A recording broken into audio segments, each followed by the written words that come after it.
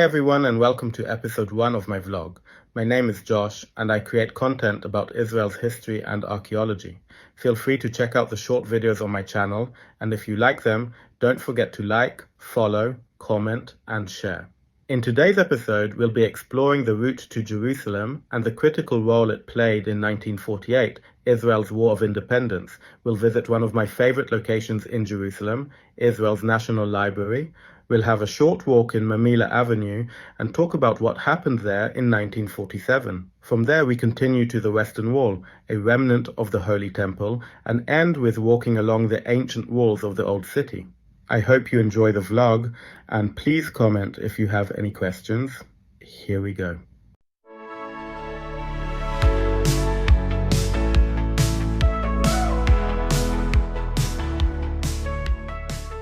You're under blockade for about 6 months. Now the food was running out, you're about to die of starvation.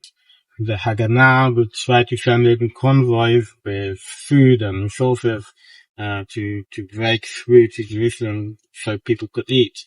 And they had to be heavily armored because the Arabs would gather around on the mountains, from both sides and shoot at all of the cars, all of the traffic going in. But they would just blockade, they would put stones and rubble on the road to stop the convoys. Oh my god. Don't touch that.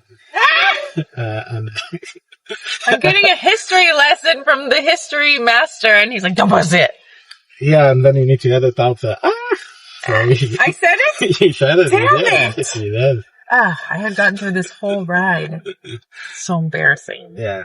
So anyway, yeah. There would be long convoys trying to bring in food, and some of them made it through, and others failed, and people died on the way. So crazy. Yeah, that's the famous stories. Until eventually, about 5 months into the war, the Haganah decided, okay, we had enough of trying to bring in food and getting shot at. Yeah. So they decided to take over the villages that are blocking the way and say, okay, you can't come in and stop our convoys anymore because we are now controlling the villages that are shooting and killing the Jews. So they Seems very organized for what I've heard of as a rebel group. The Haganah? This is 1948, so there wasn't really IDF or army or any of that stuff. Yeah, so the Haganah, the term Haganah means defense, of the Jewish defense system.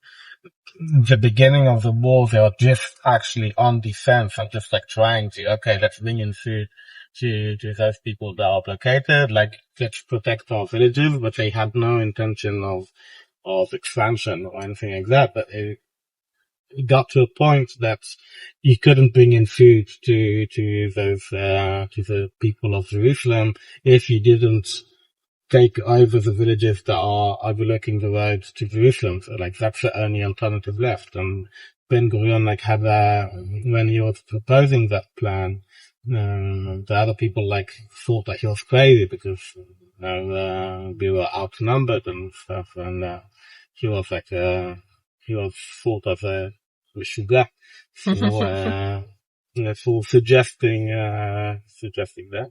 But that's what saved 100,000 people in Jerusalem. So, yeah. Wow. That's crazy. I didn't know that there's so many little stories that I've never heard of. And so you just have it on the side of the road as a memorial. Yeah. Yeah. They used to be scattered along the road, but they were there for years. You'd have one here, but gradually they were the number of them declined because people would just take them for metal. Wow. So people who don't value the church history here. So that's why they moved them to a closed area, and there's a museum there. That says everything about it. Documents everything about it. This is why we can't have nice things.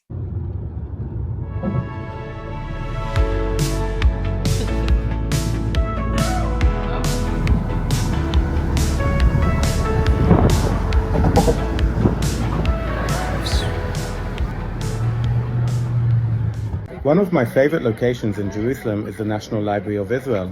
It has a unique design meant to resemble the Wailing Wall in Jerusalem, and indoors it has over 5 million books, including many rare and unique manuscripts, maps, and artifacts which preserve our Jewish history. The Palestine Exploration Fund is a British organization that was extracting archaeological artifacts out of the land of Israel. This, for example, is from 1869. Every year they are publishing articles about all of the archaeological finds that they took. The most important discoveries of Jewish history were taken by them to various locations, and now they're boycotting. Israeli archaeologists are publishing information about Jewish artifacts found in Judea and Samaria, claiming that using the term Judea and Samaria erases Palestinian identity, while what they have been doing for over a century was erasing the Jewish identity of the land.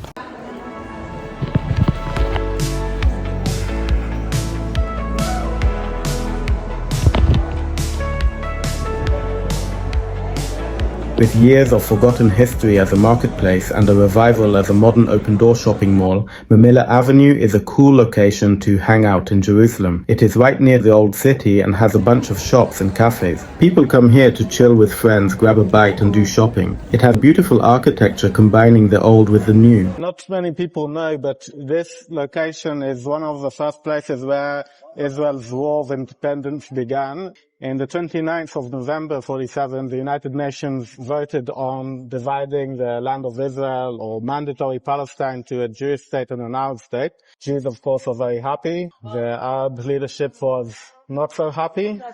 A day later, in Petah Tikva, they shot at a Jewish bus. They killed a few Jewish civilians.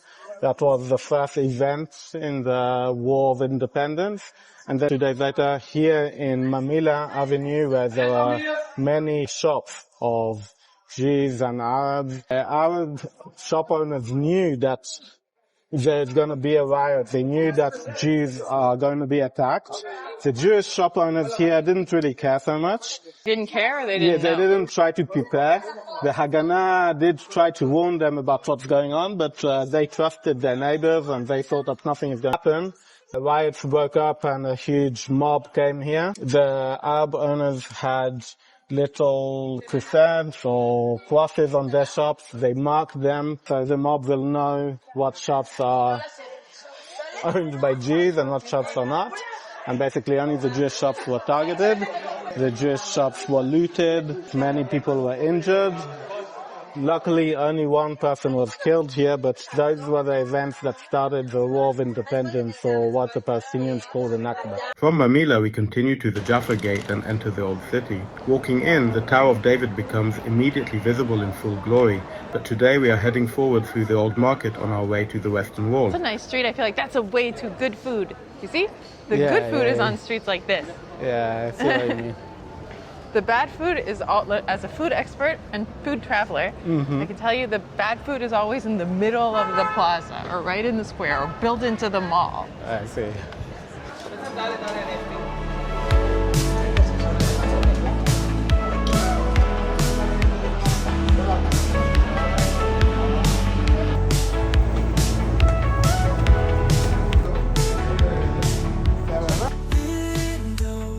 The Western Wall, known as the Wailing Wall or the Kotel, is holy in Judaism, as it is a part of the retaining wall of the Temple Mount, believed to have been built by Herod the Great, king of Judea, during the end of the Second Temple period.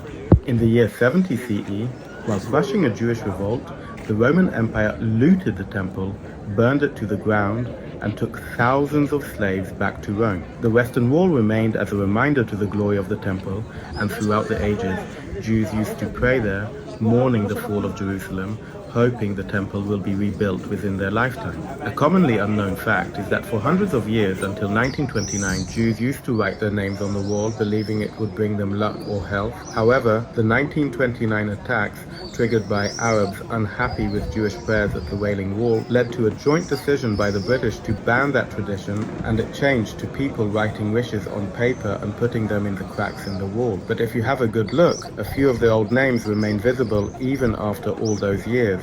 We can see over here, the stones are getting out of the wall. It's called the Arch of Robinson. Robinson was an English archaeologist that came and explored the area of the Western Wall, and he basically found out that that is where the Save of Flavius read about the huge arch that led into the Temple Mount. Now below is the road, and you can see that the road is a bit dent. It's sunk in. That is when the Romans destroyed the Second Temple. Basically, all of the stones, the huge stones that were going from the arch up here, they fell down onto the road and they crushed it in, they sunk it in, so you can still see the remains of how the Romans destroyed Jerusalem during the Second Temple. With this, our tour ends. Thank you very much for watching.